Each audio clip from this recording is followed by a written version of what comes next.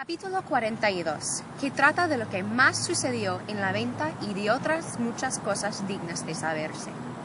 Cayó en diciendo esto el cautivo, a quien don Fernando dijo: «Por cierto, señor capitán, el modo con que habéis contado este extraño suceso ha sido tal que iguala a la novedad y extrañeza del mismo caso. Todo es peregrino y raro y lleno de accidentes que maravillan y suspenden a quien los oye. Y es de tal manera el gusto que hemos recibido en escuchalle, que aunque nos hallara el día de mañana entretenidos en el mismo cuento, holgáramos que de nuevo se comenzara». Y en diciendo esto don Fernando, Cardenio y todos los demás se le ofrecieron con todo lo a ellos posible para servirle, con palabras y razones tan amorosas y tan verdaderas, que el capitán se tuvo por bien satisfecho de sus voluntades. Especialmente le ofreció don Fernando que si quería volverse con él, que él haría que el marqués su hermano fuese padrino del bautismo de Zoraida, y que él, por su parte, le acomodaría de manera que pudiese entrar en su tierra con la autoridad y cómodo que a su persona se debía. Todo lo agradeció cortesísimamente el cautivo, pero no quiso aceptar ninguno de sus liberales ofrecimientos. En esto llegaba ya la noche y al cerrar de ella llegó a la venta un coche con algunos hombres de a caballo. Pidieron posada, a quien la ventera respondió que no había en toda la venta un palmo desocupado. Pues, aunque eso sea, dijo uno de los de a caballo que habían entrado, no ha de faltar para el señor oidor que aquí viene. A este nombre se turbó la huéspeda y dijo: «Señor, lo que en ello hay es que no tengo camas. Si es que su merced del señor oidor la trae, que sí debe traer, entre en buen hora, que yo y mi marido nos saldremos de nuestro aposento para acomodar a su merced». «Sea en buen hora», dijo el escudero, pero a este tiempo ya había salido del coche un hombre que en el traje mostró luego el oficio y cargo que tenía, porque la ropa luenga con las mangas arrocadas que vestía mostraron ser oidor, como su criado había dicho. Traía de la mano a una doncella, al parecer de hasta 16 años, vestida de camino, tan bizarra, tan hermosa y tan gallarda, que a todos puso en admiración su vista, de suerte que a no haber visto a Dorotea y a Lucinda y Zoraida que en la venta estaban, creyeran que otra tal hermosura como la de esta doncella difícilmente pudiera hallarse.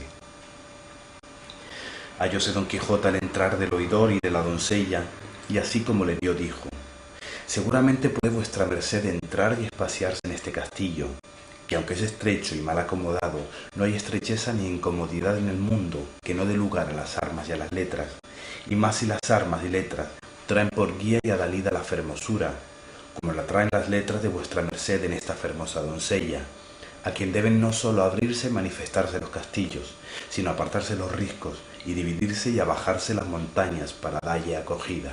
Entre vuestra merced, digo, en este paraíso, que aquí hallará estrellas y soles que acompañen el cielo que vuestra merced trae consigo. Aquí hallará las armas en su punto y la hermosura en su extremo». Admirado quedó el oidor del razonamiento de don Quijote, a quien se puso a mirar muy de propósito, y no menos le admiraba su talle que sus palabras, y sin hallar ningunas con qué respondelle, se tornó a admirar de nuevo cuando vio delante de sí a Lucinda, Dorotea y a Zoraida, que a las nuevas de los nuevos huéspedes y a las que la ventera les había dado de la hermosura de la doncella, habían venido a verla y a recibirla. Pero don Fernando, Cardenio y el cura le hicieron más llanos y más cortesanos ofrecimientos. En efecto, el señor oidor entró confuso, así de lo que veía como de lo que escuchaba, y las hermosas de la venta dieron la bien llegada a la hermosa doncella. En resolución, bien echó de ver el oidor que era gente principal toda la que allí estaba, pero el talle, visaje y la apostura de don Quijote le desatinaba. Y habiendo pasado entre todos corteses ofrecimientos y tanteando la comodidad de la venta, se ordenó lo que antes estaba ordenado: que todas las mujeres se entrasen en el camaranchón ya referido, y que los hombres se quedasen fuera, como en su guarda. Y así fue contento el oidor que su hija, que era la doncella, se fuese con aquellas señoras, lo que ella hizo de muy buena gana. Y con parte de la estrecha cama del ventero, y con la mitad de la que el oidor traía, se acomodaron aquella noche mejor de lo que pensaban.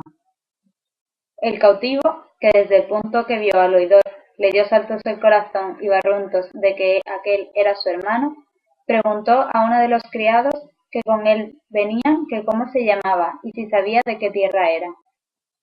El criado le respondió que se llamaba el licenciado Juan Pérez de Viedma y que había oído decir que era de un lugar de las montañas de León. Con esta relación y con lo que él había visto, se acabó de confirmar de que aquel era su hermano, que había seguido las letras por consejo de su padre, y, alborozado y contento, llamando aparte a don Fernando, a Cardenio y al cura, les contó lo que pasaba, certificándoles que aquel oidor era su hermano. Habíale dicho también el criado cómo iba proveído por oidor a las Indias, en la audiencia de México. Supo también cómo aquella doncella era su hija, de cuyo parto había muerto su madre, y que él había quedado muy rico con el dote que con la hija se le quedó en casa. Pidióles consejo qué modo tendría para descubrirse, o para conocer primero si, después de descubierto, su hermano, por verle pobre, se afrentaba o le recibía con buenas entrañas. Déjese a mí al hacer esa experiencia, dijo el cura, cuanto más que no hay que pensar sino que vos, señor capitán, seréis muy bien recibido, porque el valor y prudencia que en su buen parecer descubre vuestro hermano no da indicios de ser arrogante ni desconocido, ni que no ha de saber poner los casos de la fortuna en su punto. Con todo eso, dijo el capitán, yo querría no de improviso, sino por rodeos dármele a conocer. Ya os digo, respondió el cura, que yo lo trazaré de modo que todos quedemos satisfechos. Ya en esto estaba aderezada la cena, y todos se sentaron a la mesa, excepto el cautivo y las señoras, que cenaron de por sí en su aposento. En la mitad de la cena, dijo el cura, del mismo nombre de vuestra merced, señor oidor, tuve yo una camarada en Constantinopla, donde estuve cautivo algunos años, la cual camarada era uno de los valientes soldados y capitanes que había en toda la infantería española, pero tanto cuanto tenía de esforzado y valeroso, tenía de desdichado. ¿Y cómo se llamaba este capitán, señor mío?, preguntó el oidor. Llamábase, respondió el cura, Ruiz Pérez de Viedma, y era natural de un lugar de las montañas de León, el cual me contó un caso que a su padre con sus hermanos le había sucedido, que, a no contármelo un hombre tan verdadero como él, lo tuviera por conseja de aquellas que las viejas cuentan en invierno al fuego. Porque me dijo que su padre había dividido su hacienda entre 3 hijos que tenía, y les había dado ciertos consejos mejores que los de Catón. Y sé yo decir que el que él escogió de venir a la guerra le había sucedido tan bien, que en pocos años, por su valor y esfuerzo, sin otro brazo que el de su mucha virtud, subió a ser capitán de infantería y a verse en camino y predicamento de ser presto maestre de campo. Pero fuele la fortuna contraria, pues donde la pudiera esperar y tener buena, allí la perdió, con perder la libertad en la felicísima jornada donde tantos la cobraron, que fue en la batalla de Lepanto. Yo la perdí en la goleta, y después, por diferentes sucesos, nos hallamos camaradas en Constantinopla. Desde allí vino a Argel, donde sé que le sucedió uno de los más extraños casos que en el mundo han sucedido. De aquí fue prosiguiendo el cura, y con brevedad sucinta contó lo que con Zoraida a su hermano había sucedido, a todo lo cual estaba tan atento el oidor, que ninguna vez había sido tan oidor como entonces. Solo llegó el cura al punto de cuando los franceses despojaron a los cristianos que en la barca venían, y la pobreza y necesidad en que su camarada y la hermosa mora habían quedado, de los cuales no había sabido en qué habían parado, ni si habían llegado a España o llevádoslos los franceses a Francia. Todo lo que el cura decía estaba escuchando algo de allí desviado el capitán, y notaba todos los movimientos que su hermano hacía, el cual, viendo que ya el cura había llegado al fin de su cuento, dando un grande suspiro y llenándosele los ojos de agua, dijo: «Oh señor, Si supiesedes las nuevas que me habéis contado y cómo me tocan tan en parte, que me es forzoso dar muestras de ello con estas lágrimas que contra toda mi discreción y recato me salen por los ojos. Ese capitán tan valeroso que decís es mi mayor hermano, el cual, como más fuerte y de más altos pensamientos que yo ni otro hermano menor mío, escogió el honroso y digno ejercicio de la guerra, que fue uno de los 3 caminos que nuestro Padre nos propuso, según os dijo vuestra camarada en la conseja que a vuestro parecer le oístes. Yo seguí el de las letras, en las cuales Dios y mi diligencia me han puesto en el grado que me veis. Mi menor hermano está en el Pirú, tan rico que con lo que ha enviado a mi padre y a mí ha satisfecho bien la parte que él se llevó, y aun dado a las manos de mi padre con qué poder hartar su liberalidad natural. Y yo, asimismo, he podido con más decencia y autoridad tratarme en mis estudios y llegar al puesto en que me veo. Vive aún mi padre muriendo con el deseo de saber de su hijo mayor, y pide a Dios, con continuas oraciones, no cierre la muerte sus ojos hasta que él vea con vida a los de su hijo. Del cual me maravillo, siendo tan discreto como en tantos trabajos y aflicciones o prósperos sucesos se haya descuidado de dar noticia de sí a su padre. Que si él lo supiera o alguno de nosotros no tuviera necesidad de aguardar el milagro de la caña para alcanzar su rescate. Pero de lo que yo ahora me temo es de pensar si aquellos franceses le habrán dado libertad o le habrán muerto por encubrir su hurto. Esto todo será que yo prosiga mi viaje, no con aquel contento con que le comencé, sino con toda melancolía y tristeza. Oh buen hermano mío, ¿y quién supiera ahora dónde estabas? Que yo te fuera a buscar y a librar de tus trabajos, aunque fuera a costa de los míos. O quién llevara nuevas a nuestro viejo padre, de que tenías vida, aunque estuvieras en las mazmorras más escondidas de Berbería, que de allí te sacaran sus riquezas, las de mi hermano y las mías. Oh Zoraida hermosa y liberal, ¿quién pudiera pagar el bien que a mi hermano hiciste? ¿Quién pudiera hallarse al renacer de tu alma y a las bodas que tanto gusto a todos nos dieran?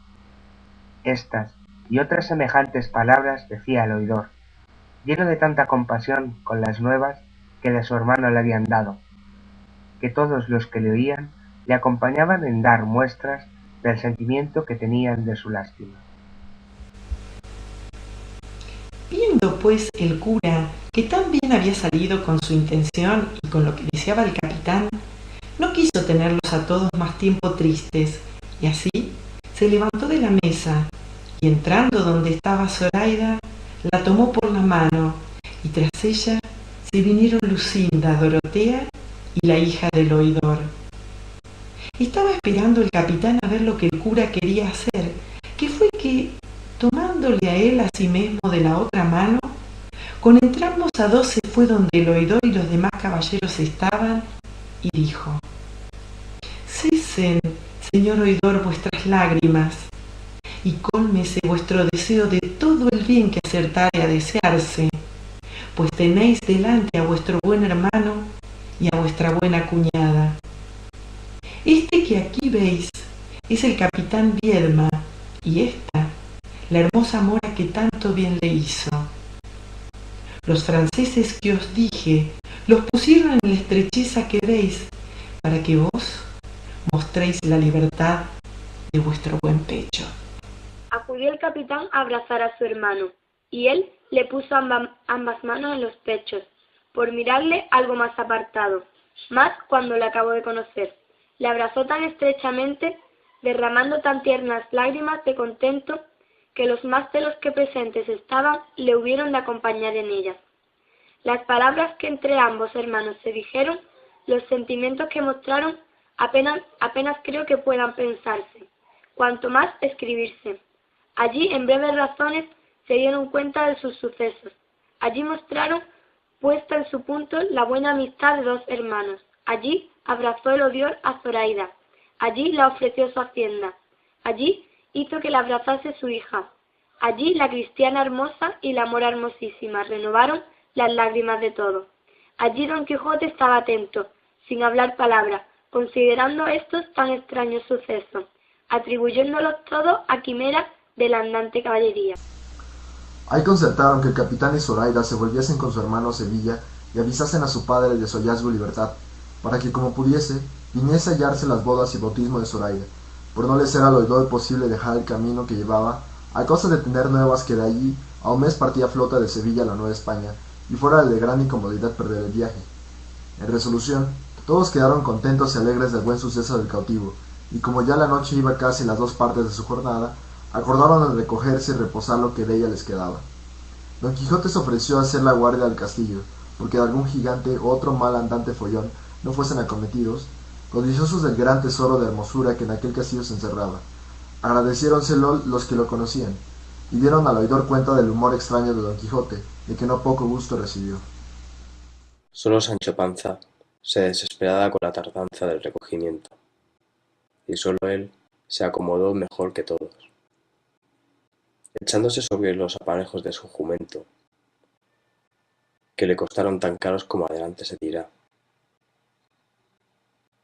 Recogidas, pues, las damas en su estancia, y los demás acomodándose como menos mal pudieron, Don Quijote se salió fuera de la venta a hacer la centinela del castillo, como lo había prometido. Sucedió, pues, que faltando poco para venir el alba, llegó a los oídos de las damas una voz tan entonada y tan buena, que les obligó a todas le prestasen atento oído, especialmente Dorotea, que despierta estaba, a cuyo lado dormía doña Clara de Viedma, que así se llamaba la hija de oidor. Nadie podía imaginar quién era la persona que tan bien cantaba, y era una voz tan sola, sin que la acompañase instrumento alguno.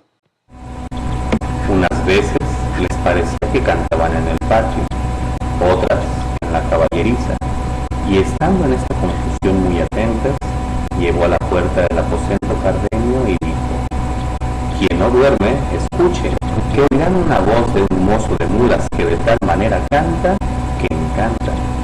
Ya lo oímos, señor, respondió Dorotea, y con esto se fue Cardenio, y Dorotea, poniendo toda la atención posible, entendió que lo que se cantaba era esto: